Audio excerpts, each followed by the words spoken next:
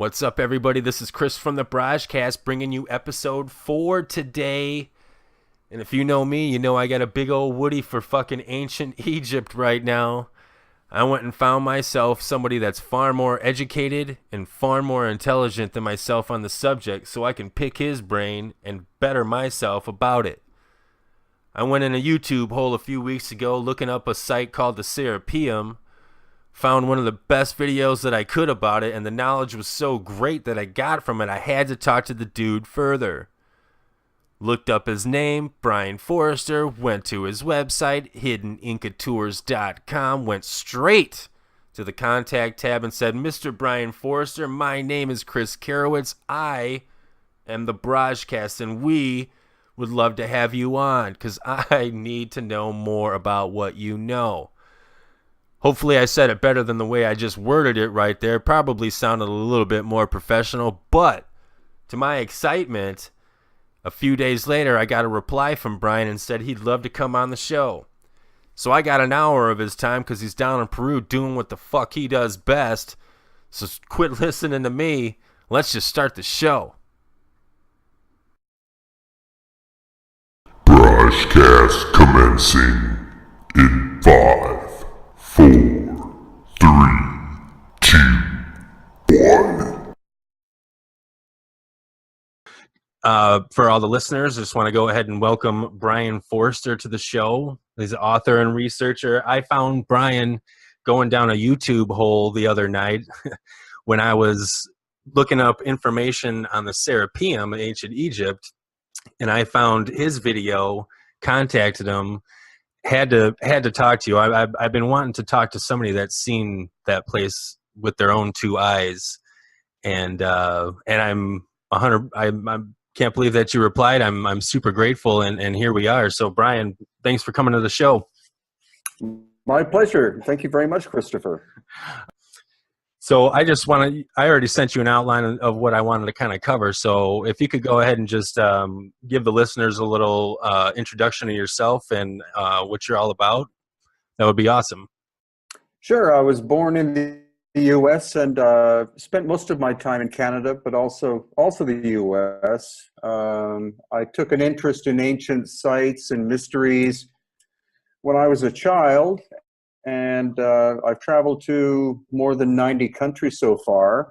For the last 14 to 15 years, I've been more or less here in Peru. Moved here full-time about 10 years ago and have had the opportunity to see Machu Picchu 65 times and all sorts of great places. I've been to Egypt 5 times and going back in March of 2018. You're in Peru right now? Yeah, I live full-time in Peru. Awesome. That's amazing. So it said, it says you're the authority on megalithic works in South America and the elongated skulls of Peru. That's pretty much what your work's been for these last couple of years with the elongated skulls.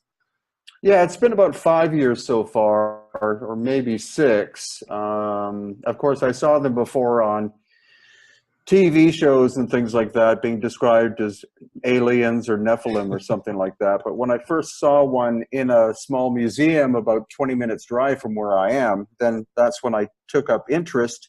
And there are no scholars or academics that are studying the subject, so I took it on myself.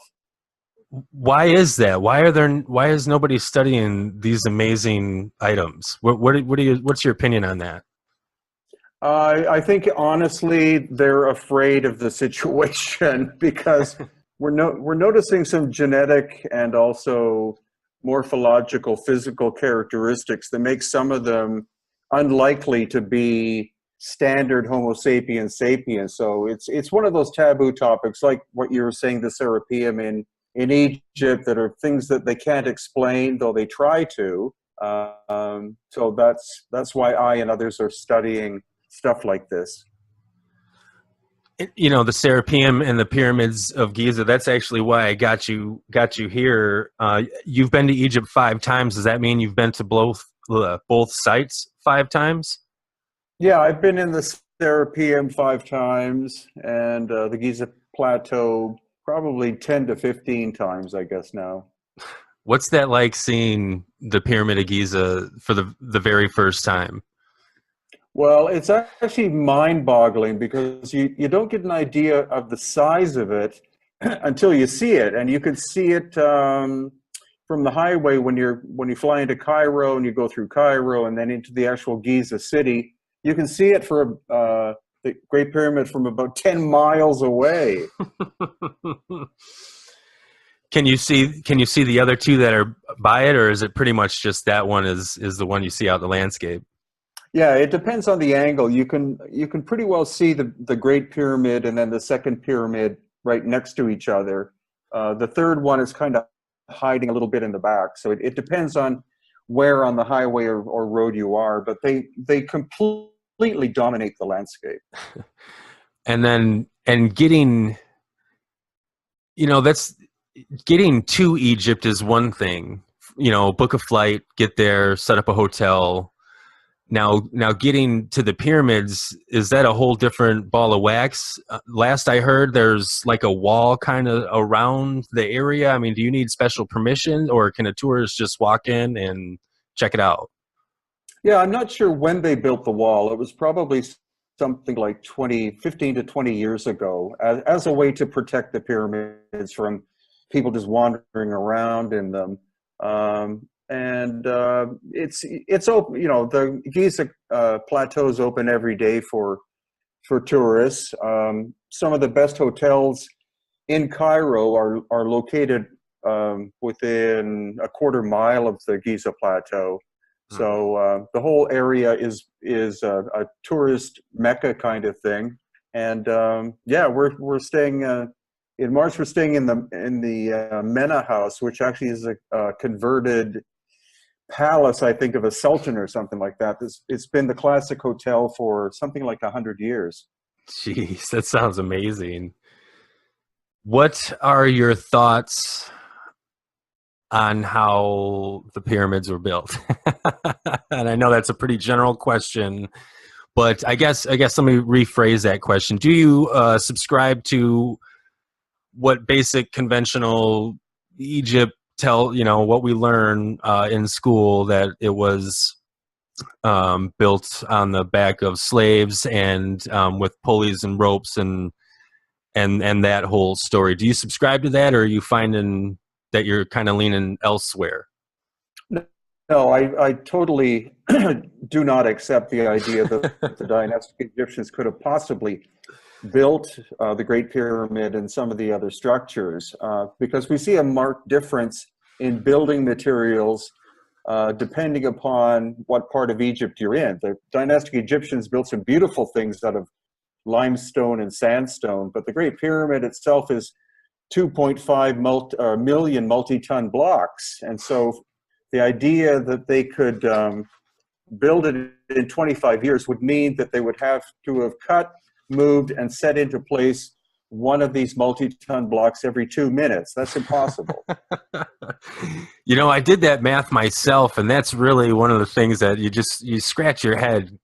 When you just break it down, it's very easy math, and it's just like, it just doesn't add up. It just doesn't add up. So therefore, how can anybody say that? Like, I don't understand how anybody could just go and say that with validity and credibility and be like, yep, that's how it happened. It's blowing my mind. And then what blows my mind also is when I try to bring it up to other people, in conversation or whatnot,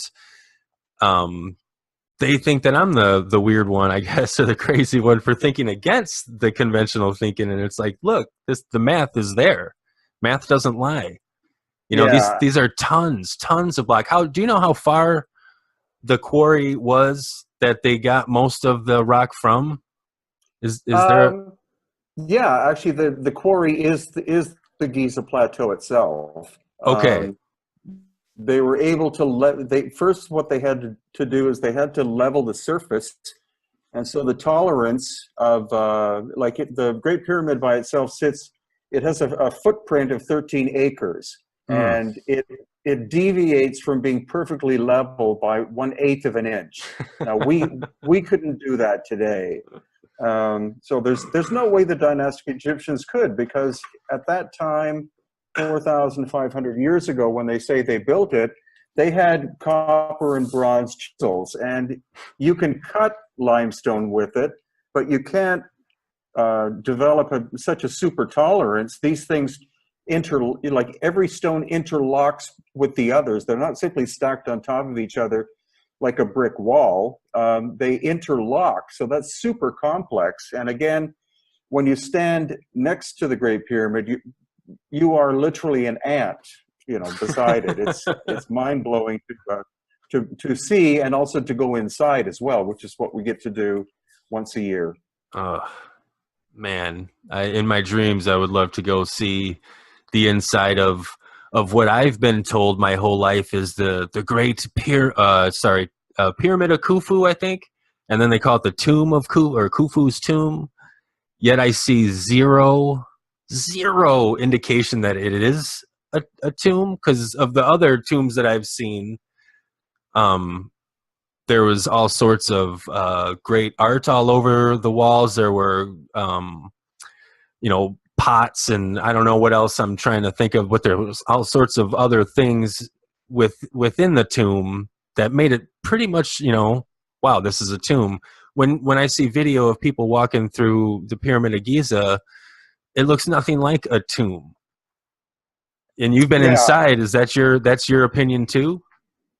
Oh yeah, for sure. If you go to any of the dynastic sites, like the Temple of Isis, which is near Aswan, you see all of the columns are carved with hieroglyphics. All of the walls have hieroglyphics on it. There's barely a square inch that isn't relief carved with hieroglyphic figures and images of Isis and stuff like that. When you go inside the Great Pyramid, there are no carvings or designs whatsoever. It's pure geometry and nothing more. I heard the one quote that said that she felt like when she was inside it, she felt like she was in a machine, and she sure as hell didn't want to be there when it got turned on. Exactly. And that opened up so many doors of thought, because I was like, man, that sounds logical. That sounds very logical. But then you're like, well, what kind of machine? What is it doing? And your imagination takes over from there, because there's nothing to base it off of yet, or we don't know. So, and your imagination can take you into crazy places, so it's hard. It's hard to try to understand all that. And I think that's what's so darn fascinating about it. Well, that's a good point. And the thing about it is that it was a giant machine of some kind with no moving parts. Because, of course, when you think of a machine, you think of a car engine or something like that. But again, it's all geometry and acoustics. The Great Pyramid is locked into the Giza Plateau in a three-dimensional manner. And there are tunnels that run underneath the whole Giza area, north, south, east, and west, with shafts that go down connecting with the tunnel system. So it's believed by some that whoever built it was channeling water underneath the Giza Plateau that set up a specific vibration. And then what the pyramid's shape and size would do would be to act as a magnifier of that vibration. I can subscribe to that for sure. I mean, that sounds pretty darn logical when you're looking at what we know now and where it sits and how it sits, and with like the aqueducts underneath it, and the acoustics. I'm a big fan of, so it might skew my judgment, but I really believe that they could be harnessing, maybe if different areas of the pyramid were, if I don't know, different acoustics were available to help heal you. And like when I say heal you, I don't mean like if you broke your arm, you're not going to lay there and acoustics aren't going to like heal your bone, but kind of like heal you mentally if you're kind of off like a wavelength or something like that. And it sounds a little weird and crazy, but I think that's the kind of the thoughts we have to have, because we don't understand what the heck it was built for. So we have to go off of outside the box. You know what I'm saying? Yeah, that's definitely the case. You have to go outside the box.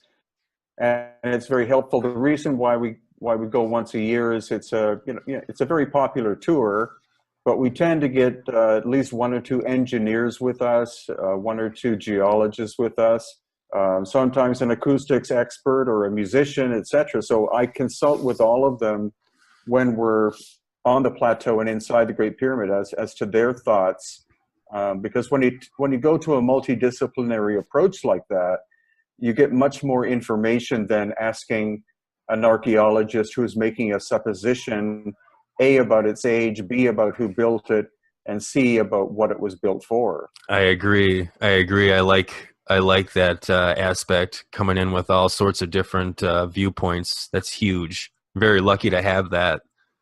That's like worth its weight in gold, man. The conversations, I'm sure, are just amazing. Oh yeah. Now, the Serapium is located just a few miles away. Is that correct?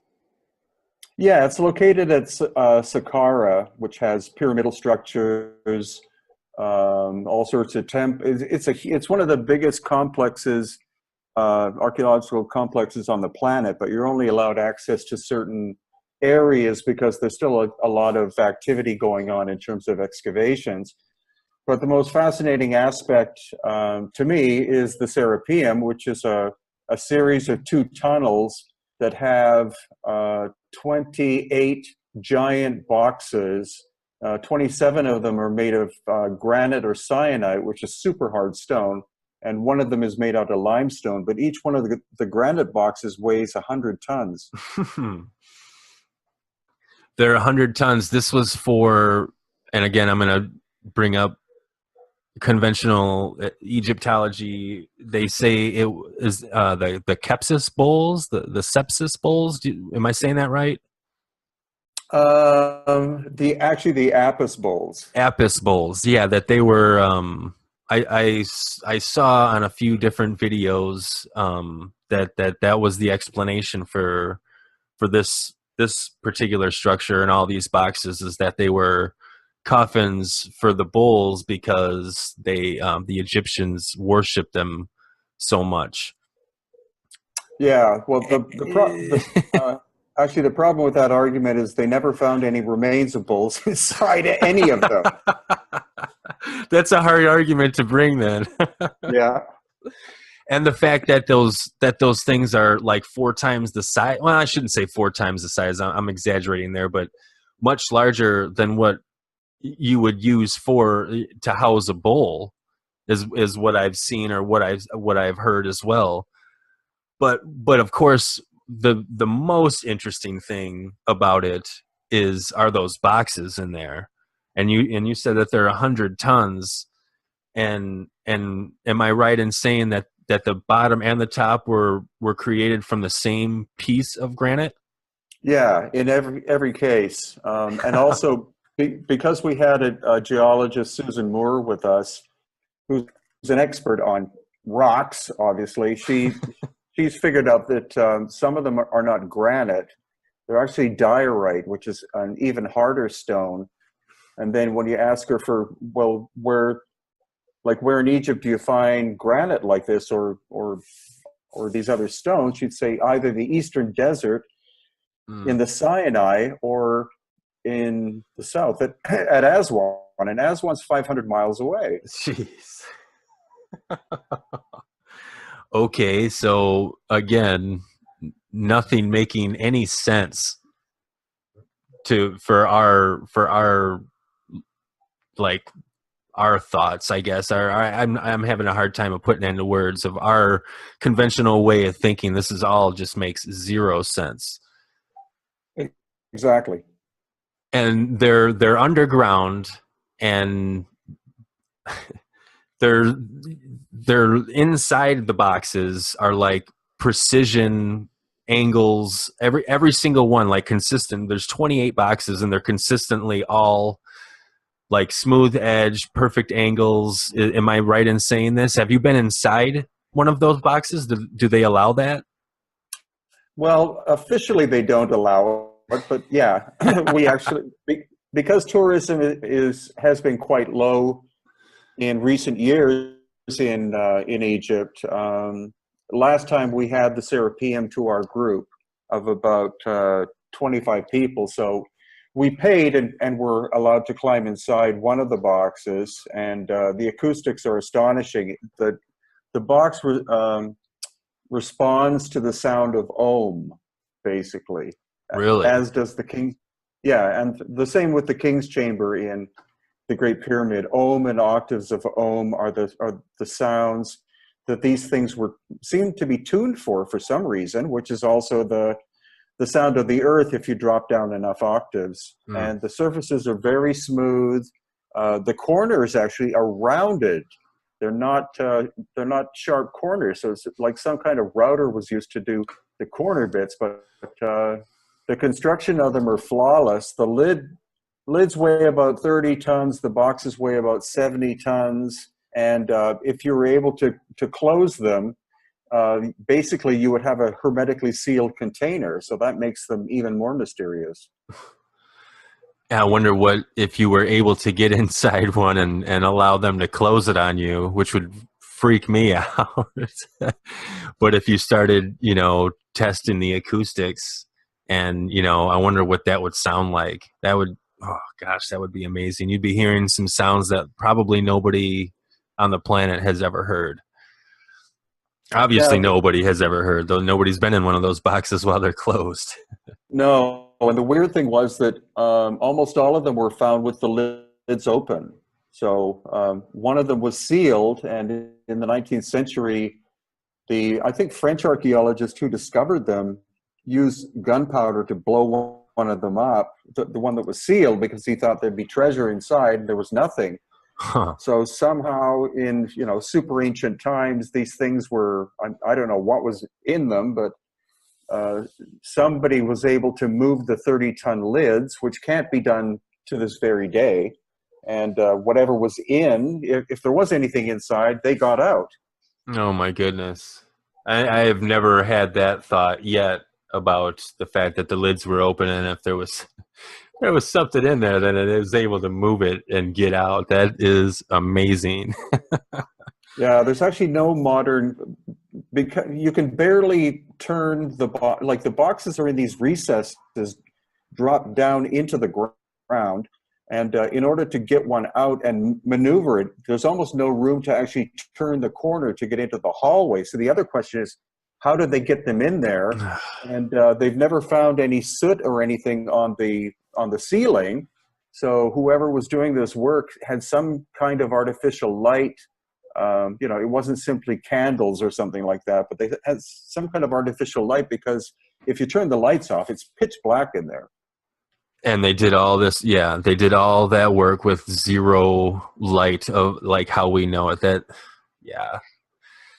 Again, another piece of this puzzle that just does not fit. Mm-hmm. Oh my goodness.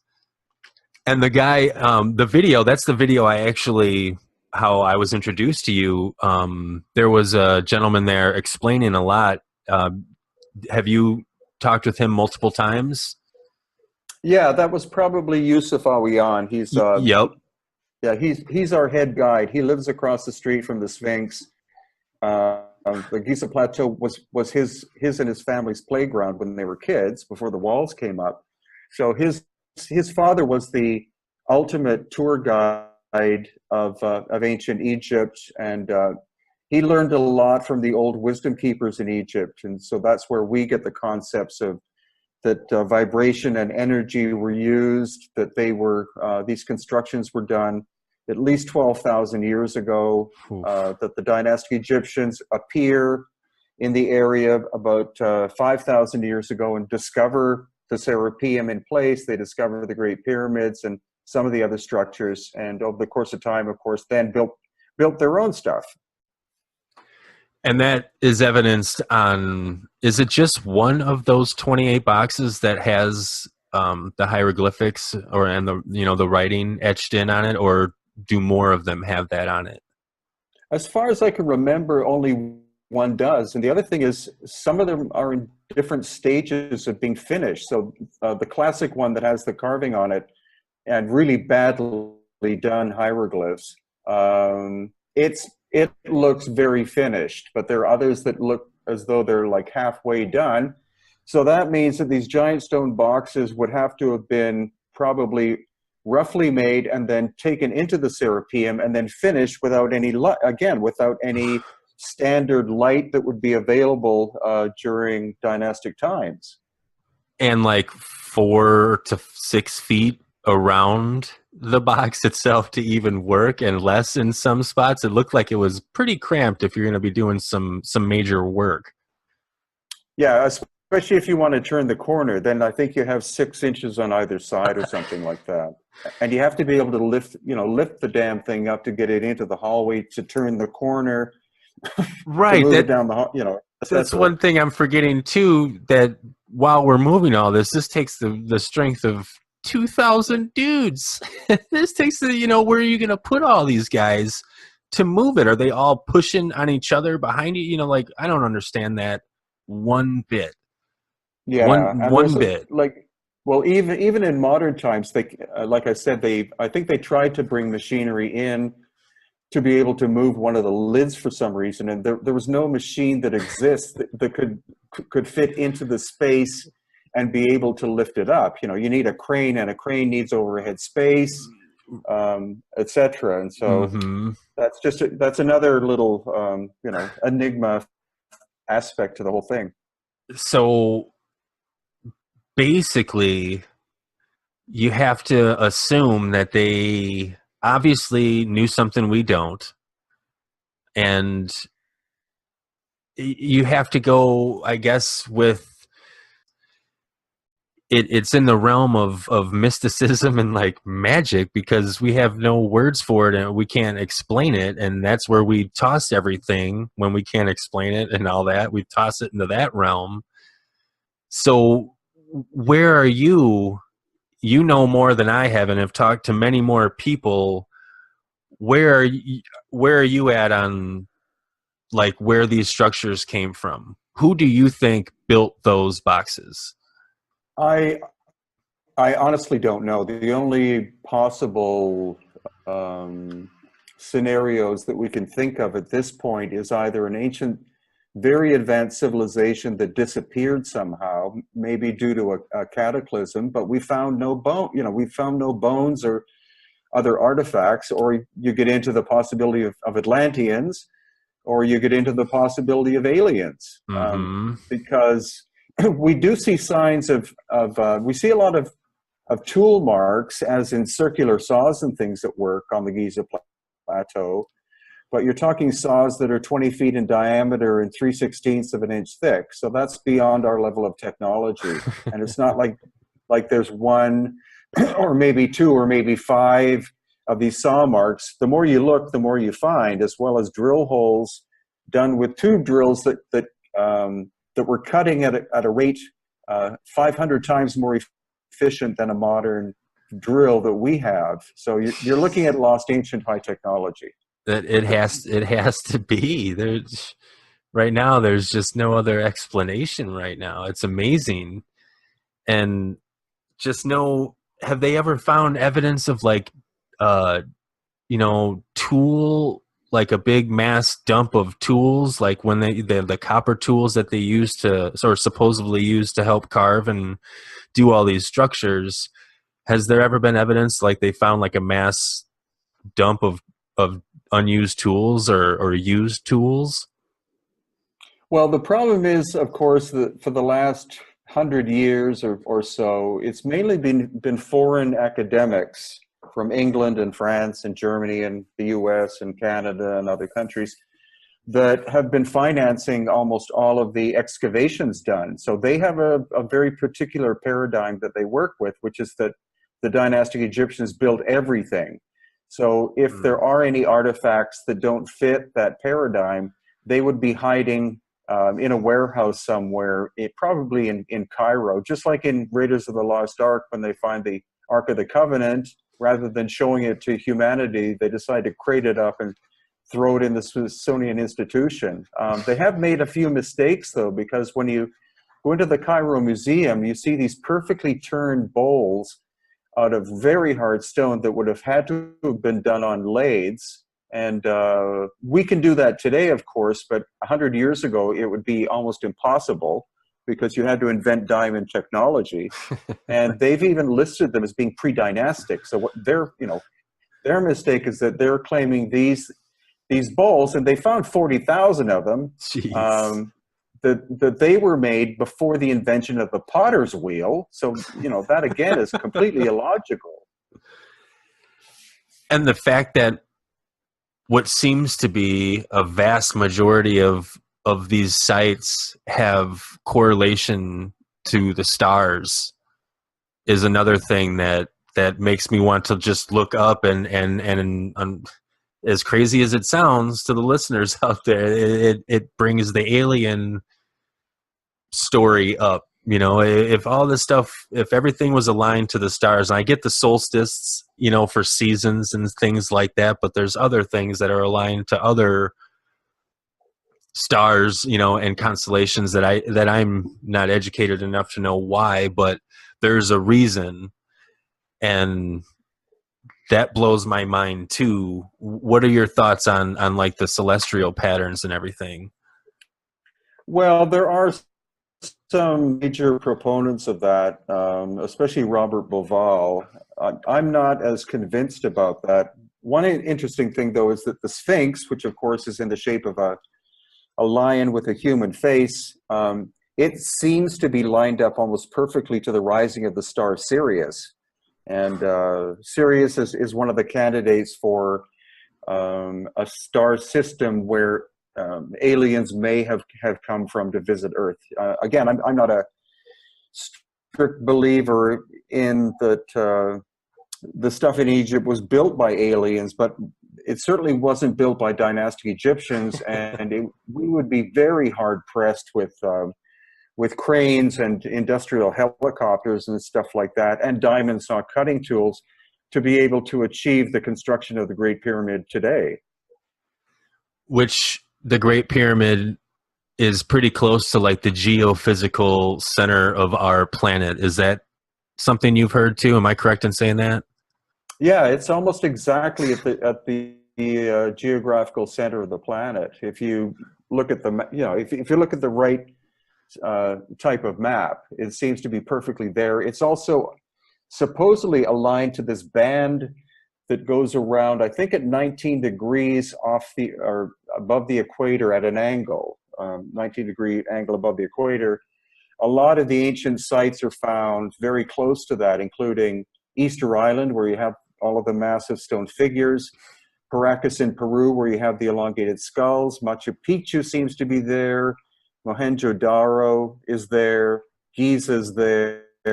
A lot of mysterious sites seem to be very close to being on that line for some reason. I just can't help but thinking that, especially with the new for me, Serapium and these boxes that seem to be, they could be like tombs. I feel like an ancient culture or civilization was here. Maybe that those, maybe they had the ability to just, change. I guess I think it's called terraform, when you change the planet, or you build with what you have around you, and they're built with rock. And I felt like, and then there's these 28 huge boxes that could have been, little tombs for the aliens. And for all I know, because I don't know much, I certainly don't know much, but for all I know, when you close those boxes and you hum or hum a certain tone, you can, lack of better words, you can zap out of here and teleport somewhere else. Like, I don't know, maybe the pyramids of Giza had something to do with that. I don't know. It's just so fascinating to me that I just have to be leaning more towards an ancient alien civilization. As crazy as that is to say out loud, that has to be. Yeah, something like that. And then you have to take the obelisks into account too. Like there's at Aswan, the largest obelisk that was never completed would have weighed 1,200 tons. Come And on. it's amazing. It's like 100, it's 100 and something feet long, and it's still in its pit. So the question, the question is, how was that thing being shaped? The archaeologists say that they use stone hammers, but we've actually taken one of the stone hammers, and you're allowed to do this. You can pound against the granite, and the hammer starts to fall apart at the same time as the stone you're trying to shape. And so, you're looking at logistics. The Aswan quarry is not flat; it's very hilly. So, even if they were able to cut this shape out, how are they expected to get 1,200-ton stone out of the pit and move it down to the Nile to move it somewhere? And what would you build a boat out of to move the obelisk? Another curious thing about those, I think it was almost the equivalent of like an ancient Wi-Fi system. I think the pyramids were the generators and amplifiers of energy of some kind, and then the obelisks were the receivers. So it's like a receiver transmitter system. I like that a lot. I can subscribe to that, especially if they're all on this 19-degree band, if they're kind of covering the whole planet in a sense, correct? Well, I think in this case, it was a local system, but you are talking transmitting energy, and I'm not necessarily saying electricity, but energy or acoustics or vibration of some kind, which of course is what microwave, that's how a cell phone works and stuff like that, which is quite a recent development. Nobody could fathom the idea 50,000 years ago that you'd have a computer that you could put in your pocket. Yeah. But now that we have that technology, you can start to look at what we have or what we will have in comparison to what would have existed, as I say, probably 12,000 plus years ago. So you're definitely looking at a lost, advanced civilization. And there's so much evidence in Egypt. The more you explore, the more mysterious it becomes. But bit by bit, we're starting to figure out, I think, what was going on. There's also the section of a broken obelisk, which is at Karnak, and you used to be able to do this. Now you have to kind of sneak in and do it. But if you pound your fist against it, again, it produces a very specific resonant sound. So it's as if the obelisks were shaped very specifically to respond to a specific frequency. And I feel like, I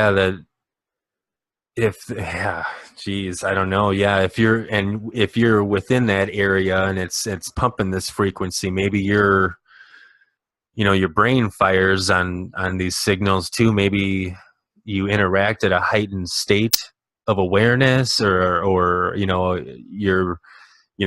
some people believe that there are way more than just the five senses that us doled down versions of human beings have these days.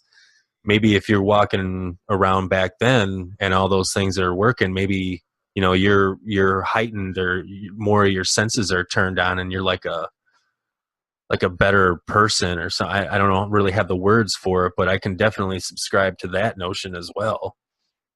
Yeah. Yeah. That's actually my pet theory, is that what they were doing was developing a force field or an energetic field in specific areas. And those specific areas happen to be the most important dynastic temple areas, like Karnak was, excuse me, one of the most preeminent of the dynastic temple sites. It's huge in scale. Another thing that you can tell there is, again, the core, which they call the Holy of Holies, was all made of this really super hard stone. And then everything outside of that was softer stone, like limestone and sandstone. So you find this dramatic difference in building technology between the core and that which is in the periphery. And also we see definite signs that there was some kind of devastating force that struck Karnak, because we see the stone has been damaged in very bizarre ways, as if extreme heat suddenly struck some of the granite structures and caused the stone to expand. That's something we're definitely working on more and more of. You can actually kind of see evidence of that. Yeah, 3 years ago, we found a piece of an obelisk where all the surface was cracked, and we had our geologist with us, and we were able to pick up some pieces from the ground, and you could see that the crystalline structure inside was much different from the outside. The crystals inside were much bigger, and I said to her, "What does that?" She said, "Well, that would be a sudden and extreme blast of energy or heat to change the molecular structure of the stone." So last year, or actually this year when I went, I started looking more and more, and that's what I saw in this core area was definite catastrophic damage to the stone, not from people defacing them, but energy that blew the surfaces off and things like that. As far as the Pyramid of Giza, which is listed as one of the 7 ancient wonders of the world and the only one that's still standing, is there any evidence of that at all taking any damage besides the tip isn't there, correct? The tip is not placed on top? Yeah, the tip is gone, and also the casing stone, most of the casing stone is missing. The second pyramid has some casing stone on top. But contrary to the popular belief that it was people coming afterwards who were pillaging the site, I think the surfaces of the pyramids literally blew off because they were, again, energetic, and they were struck by some kind of energy that suddenly not only threw them as energetic structures offline, but also found that the casing stone, which is a completely different type of limestone than a core, but that the casing stone was sensitive to this energetic force that struck it and literally blew the surface off. And so later cultures that came and built Cairo, like the Muslims and the Coptic, or the Christians, etc., they simply pillaged what was lying on the ground. They didn't peel the stuff off the surface, because we find casing stone still at the bottom of the Great Pyramid, and that's where you would tend to start if you were taking something apart. And I've seen, yeah, exactly. You would start right there. And if you didn't know that the pyramid was once completely encased, you wouldn't even think that it was, because it looks like zero evidence of any other stone except the structure that it's built out of now, except on the bit of casing stone that seems to be on the bottom row. But I don't think a lot of people know that whole pyramid was once probably brilliantly shining white. Exactly. That's amazing. Yeah, and also there's no mortar was used for the casing stone. They fit. You couldn't fit a human hair in between the joints, so that's incredible precision. And you're not going to have a bunch of guys with copper chisels whacking away trying to get a precision surface like that. And that's again why we look at the remains of it, because where you see the casing stone still in place, the one next to it locks in with it, and that would take a lot of work even in the 21st century to accomplish. I wish I could win one of these humongous lotteries and just pay people to try to pull this off. I want to buy some land and just dump rocks somewhere else, or not even. They're gonna have to quarry them themselves, but I'll give them the best equipment we could money could buy. And I want my own Pyramid of Giza in 23 years, and I'll pay you all. And I want to see it be, I wish somebody would do that. Or, I've seen things tried. I've seen groups of men and women try to pull and kind of bounce back and forth, kind of waddle a statue, a very, very heavy few-ton statue. So it seemed like that it could be possible, but I wanted to just see it done in front of all of our eyes, so we can just put this whole entire matter to rest. No, that's a good point. And you also have to, again, take into account things like the whole Giza area and most of Egypt is sand. So how are you going to even if you're moving a multi-ton block a short distance, what are you going to use to transport it? Because the only indigenous trees that I know of that exist in the area of Giza are palm trees, like date palms, and that's it's not like an oak tree that's super hard. It's very Right. soft, spongy material. So you put 5 of those down, and then you put like a 2-ton block of stone on top of it. When you start to try to roll it, the logs are going to start falling apart almost immediately. Well, you better figure it out, because according to the math, you got about a minute and a half to get it up to the top. That's right. Oh my goodness. It's just mind-boggling. And I guess you have to be at a certain place in your life to like to hear all this and for it to kind of blow your mind, because I try to kind of tell people here and there, I don't just lead with it, but if it comes up, I'll throw out some facts and some craziness, and doesn't seem to land on a lot of people. I just want to kind of shake them and be like, oh, what don't you, isn't this crazy? What's going on here? Don't you want to know? But I don't know. That's why I'm glad I had the opportunity to talk to you, because when I talk to others, I need to be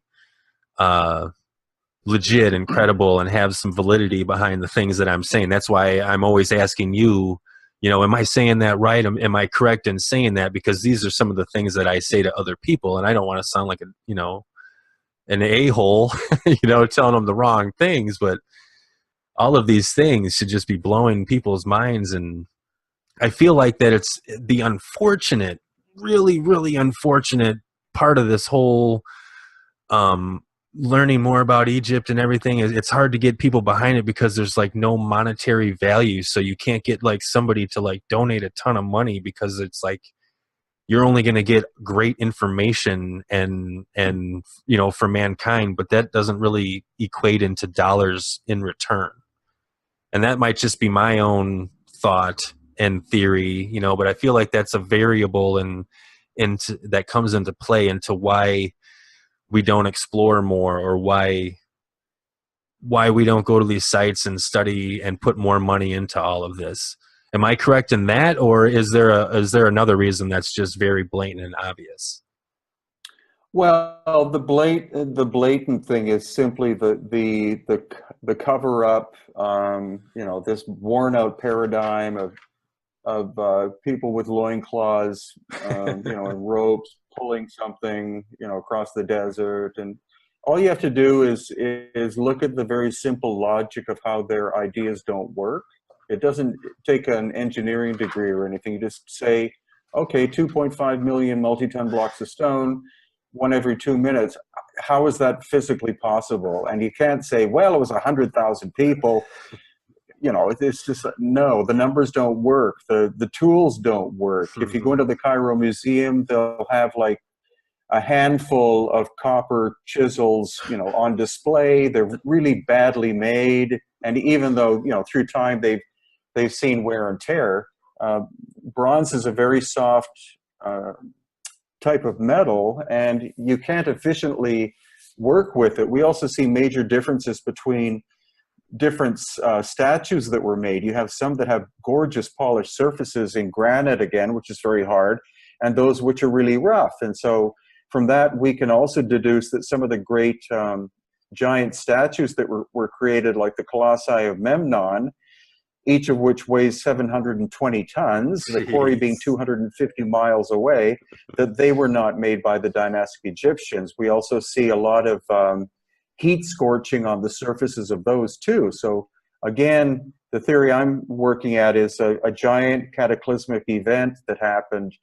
thousands and thousands of years ago, and the site had to be abandoned by whoever was there, and then it was left for thousands of years, and then you have these people called eventually would become the dynastic Egyptians show up, and I'm sure they thought, oh my God, who was here and who built this? We should build our temples here because somebody much more powerful than us was here before us. The gods were here, or whatever you want to call them. That makes complete sense. If you can zap out of 2017 and go back in time with, if you saw something like that, I would assume immediately, oh, that's the gods. because we didn't do it. You're looking around at everybody like, could we do this? No. Okay, the gods, because that's what you're worshiping at the time, you know. And with the knowledge that you have, I would totally subscribe to that notion as well.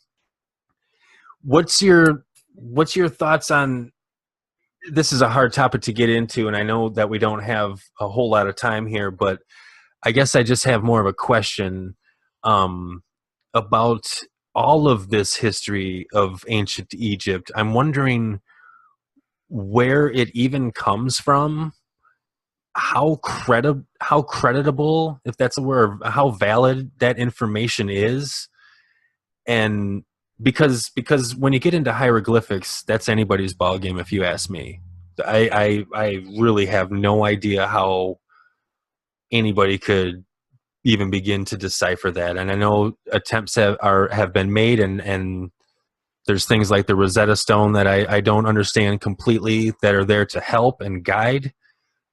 But there's all this information on Egypt, and I watch these documentaries, and they're talking about the Pharaoh Khufu. He was doing this at this time, and he felt this way, so he had to do this. And then, you know, they're making all this story up, and I'm wondering to myself, are they interpreting it? Or is there somewhere written down in like English or a language that we know that has all of these dates and everything that we like exactly know? Well, the Egyptians were dynastic Egyptians were amazing at recording information. So a lot of texts have been found that date from, you know, starting probably around 2500 BC. Things like beer production, wheat production, you know, it said wars, etc. There are no references to the building of the Great Pyramid. So that's, you know, that by itself, you know, one of the greatest achievements of all time is not recorded, you know, like several times. You know, right. You have versions of the Bible that have been found in many different sources because, of course, they made copies. But for this, nothing, no reference to, you know, to the actual making of the boxes of the Serapium, etc. It's like, no. And also another point is that the Rosetta Stone is not a proper translation of the hieroglyphic system, because the backstory to that is that when the Greeks entered as a conquering force into Egypt and went to the Egyptian priests to learn, of course, information about who they were, etc., the Egyptian priests supposedly lied to the Greeks about a lot of the translation because they deemed that the Greeks shouldn't know this information. It's something that takes 20 or 25 years to learn properly. So supposedly they said, well, yeah, that symbol means a duck, and a duck represents water. And then the Greek writes this down, and then they make the Rosetta Stone as the translation code. So we know people in Egypt who know the hieroglyphic system on a much more profound level. And there's way more to it than these interpretations by standard academics. Yeah, I think it has to be looked at with a group, and I'm sure it is being, but it would take at least a group of people from different linguistic backgrounds and stuff like that to even begin, because like we don't even know if they read. I mean, literally. I mean, I think we know that how they read, upside, like down, or to the right, to the left, or up or down. But like, do we really know? Do we really know that bird and moon equals month? You know, like, it's weird to me because I feel like we're looking at it through the lens of like us and how we would talk these days when we have 26 letters in the alphabet, and, you know, a limited kind of a limited language. And then here there's like 4,000 different hieroglyphs. I don't even understand how you would begin to do that. I don't get it. And there's people out there like that know, like, do you know people out there that like are studying this and are working on this as we speak? Yeah, actually, my friend Yusuf Awiyan is one of the experts. He you know, he doesn't have a PhD or anything, but he grew up in the area talking to old people who still know things. And so a basic example is people think that Ra is the name of the sun, but in fact, Ra is one stage of the sun. So there are actually 5 different symbols for the different times of the day. And so Ra, I think, is the second stage of the sun. And most academics don't know that. Other stages of the sun are Aten and Amen. That's where we get Amen from. It's actually from ancient Egypt. Oh, no doubt. So that's the complexity in itself. There are 5 different symbols for the sun itself, each one being specific. And so this is something Yusuf knows very well. He even found a translation at Saqqara last year or the year before, I think it was, when we were there, where he was able to decode some symbols that said, "Across the 4 waters lies Peru." Oh my goodness. So that's something that, again, takes quite a profound level of understanding to be able to like, he's doing a direct translation. He's not doing an interpretation. He's just saying, these are what the sounds are. And so that's just a little example of some of the stuff that he knows. And it's people like Yusuf Arian that we need to have 50 people with him right now writing down everything that man knows. So if anything were to happen to that man, like, we can't let his knowledge pass with him. You know what I'm saying? Like, it seems to be more important to me right now than the friggin' president of the United States. You know what I'm saying? Like, this guy knows things that we need to know. Everybody needs to know. Or, yeah, I shouldn't say it like everybody needs to know, but this is the guy that if you want to know, this is the man you want to talk to, it seems like. Yeah, that's why I try to film him and put him on YouTube as much as possible.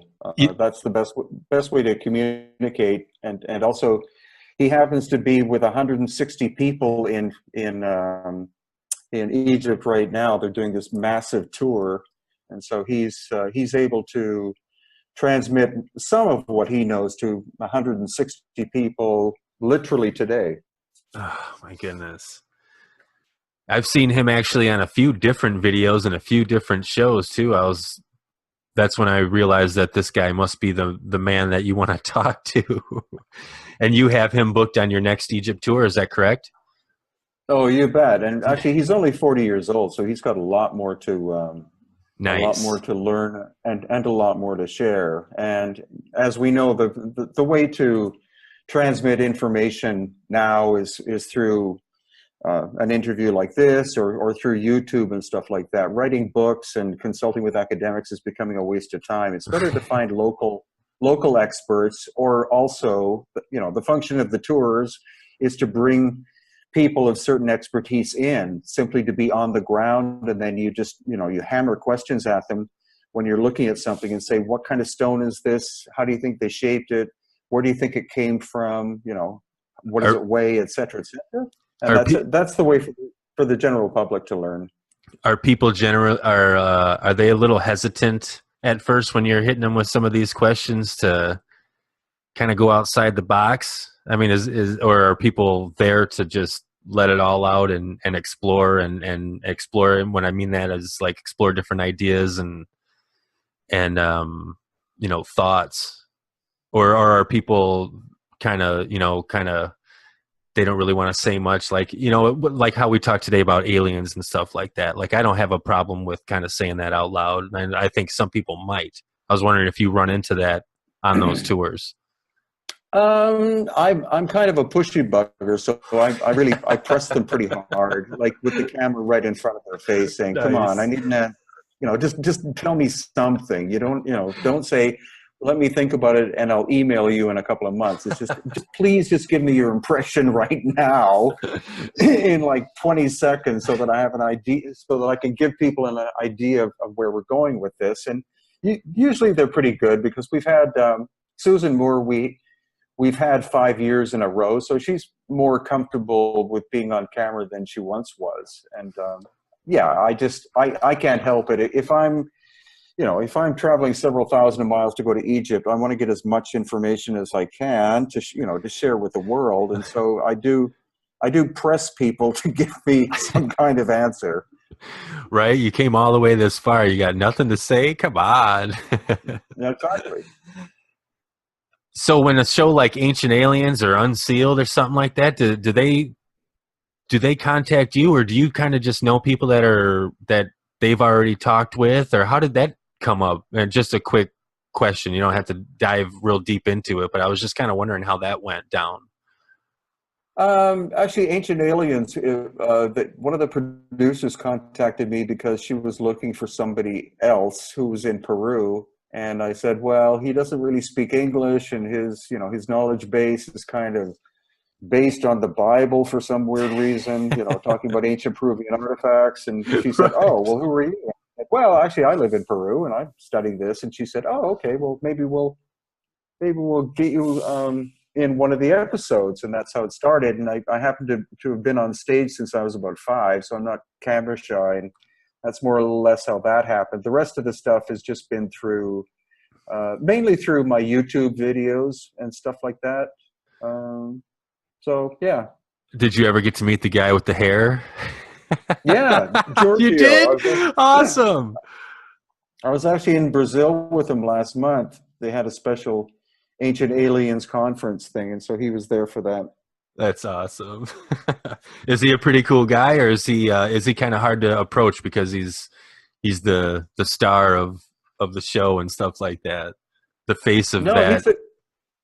He's a wonderful, very down-to-earth person who doesn't take his fame seriously whatsoever. It's very refreshing compared to meeting like people from Hollywood. Oh, every once in a while I'll see his face. He's represented by one of the most famous memes on the internet. So every once in a while I'll just be scrolling around and there's his face. Aliens. I love it. I think that guy's great. Again, he's got to talk to so many people just like you, to see all these places, to see them like how I see them through my 60-inch TV high def. It doesn't care if it's 4K, 12K, 90K. It doesn't matter. It doesn't do it any justice versus being there. And that's what this podcast is basically about in general, is I want to talk to the people that have been there, have seen it. I want their opinions, just how you're putting the camera in people's faces to get their ideas and their opinions right away. Yeah. That's what I need to do, because my circle of friends, I've kind of exhausted the whole Egypt talk. They probably don't want to talk about it as much as I do. So, I want to reach out to the people that have been there and seen it with their own 2 eyes. And you've said a few times during this podcast about a tour coming up in 2018. Can you talk about the Egypt tour for a few minutes? Sure. It's in March. We're covering a lot of different locations. We're basically going from the northern part of Egypt all the way down to the south. And so we're seeing the obvious places like the Giza Plateau and the Aswan Quarry and Karnak and places like that. But we're also going to some very weird sites. There's one called Tanis, excuse me, which appeared theoretically in one of the Indiana Jones films. And this site is a massive complex of huge granites, sculptures, and structures that was found buried underground in the 19th century. And the weird thing about it is, again, it looks like it was hit by some kind of catastrophic heat, because it's surrounded by farmland that's very productive. And the site itself, nothing can grow on it. You have half a dozen like prickly cactus plants over several acres, and nothing else can grow. And the soil doesn't look like it's soil. It looks like it's, again, it's been blasted by heat or something, and all the nutrients have been taken out. So that's one of the weirdest sites I've ever been to. I've only been once, but we're going back definitely in March to do more study of that place, because again, we see this catastrophic damage. So yeah, that's could it be we're getting close. Sorry, go ahead. Oh, I was just on those catastrophic damages. My train of thought is going towards the aliens, but I feel like, what if a huge ship was blasted off or something like that? I mean, I wonder if that's going to create enough catastrophic damage, if they were leaving this planet to force some cracks and breaks and stuff like that we were talking about earlier.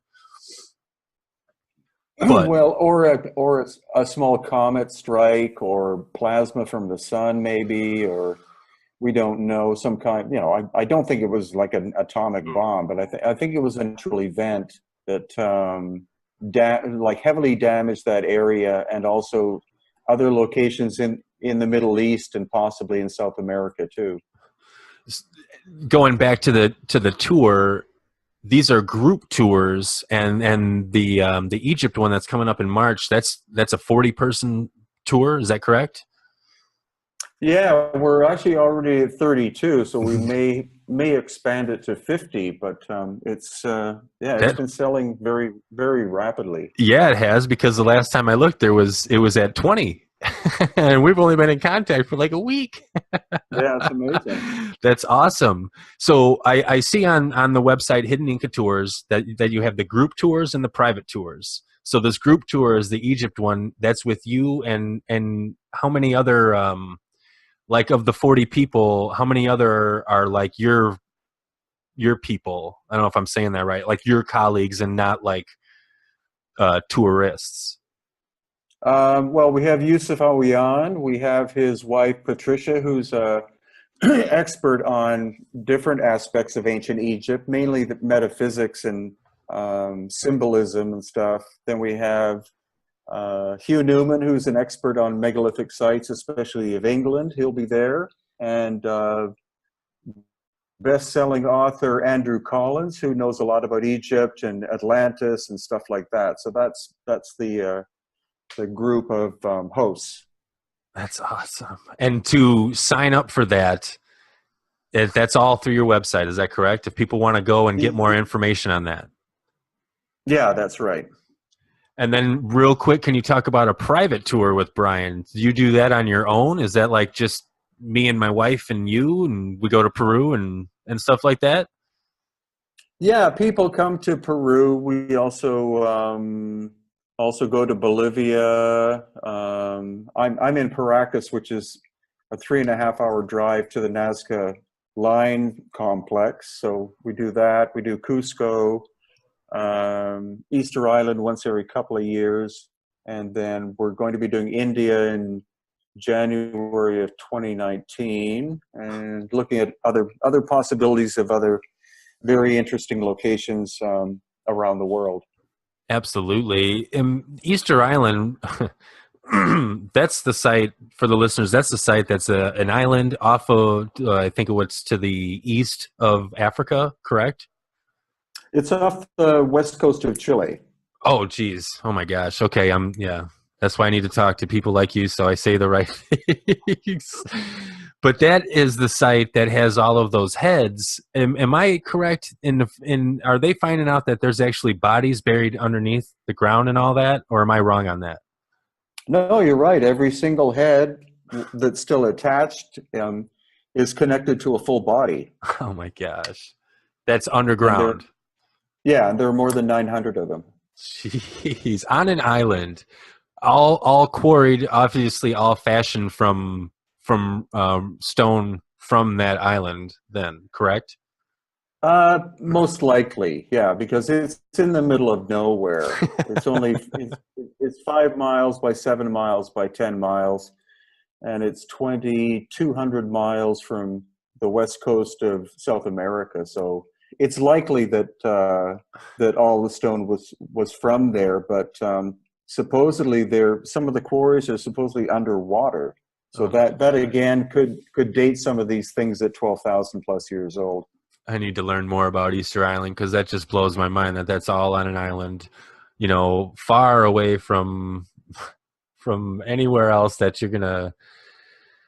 I don't even understand how people got out to that island in the first place. And then we're like, all right, cool. Let's just stay here and start carving for apparently no reason all these statues on this island. I don't get it. It's amazing to me.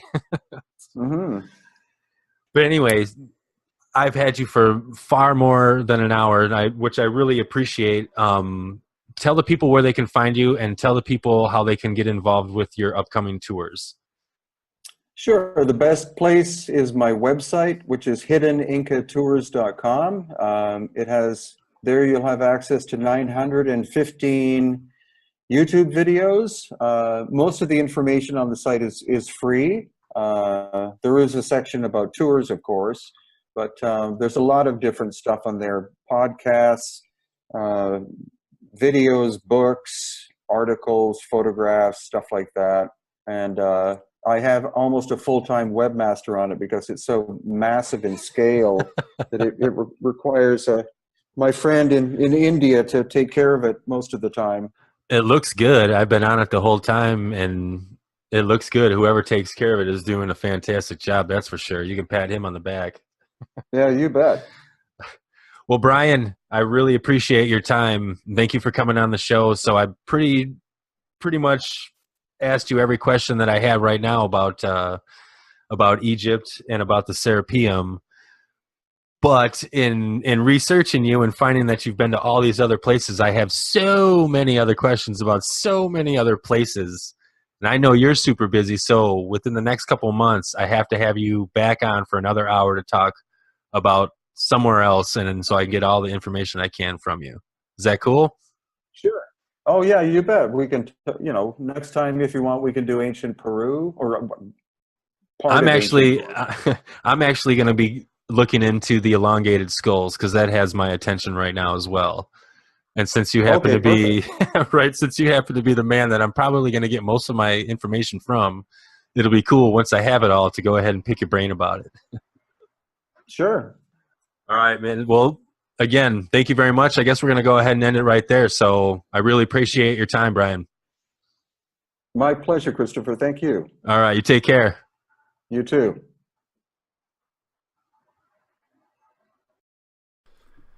All right, guys. That's it. Hope you enjoyed it. I know I did. Want to thank Mr. Brien Foerster again for your time down there in Peru doing what you do. If you guys got any questions and you want to find more information about him or those tours we were talking about, hop on hiddenincatours.com. All the information's there. You got any questions or comments for the BrahjCast itself or ideas for future guests, you can email me or find me at Twitter. The links are going to be down below. Other than that, that's it, guys. Thanks for being on here, listening, whatever. I have no cool outro yet. You know that. Hit me up. Make one for me.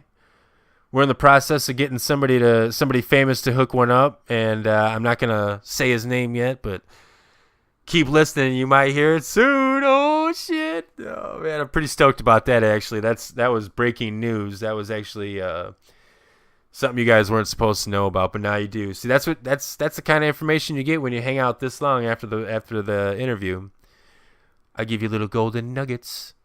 Little golden nuggets. Here I am talking stupid again. All right, let's just end it right there. Thanks again. Love you all. See you next time. Don't forget to like and subscribe.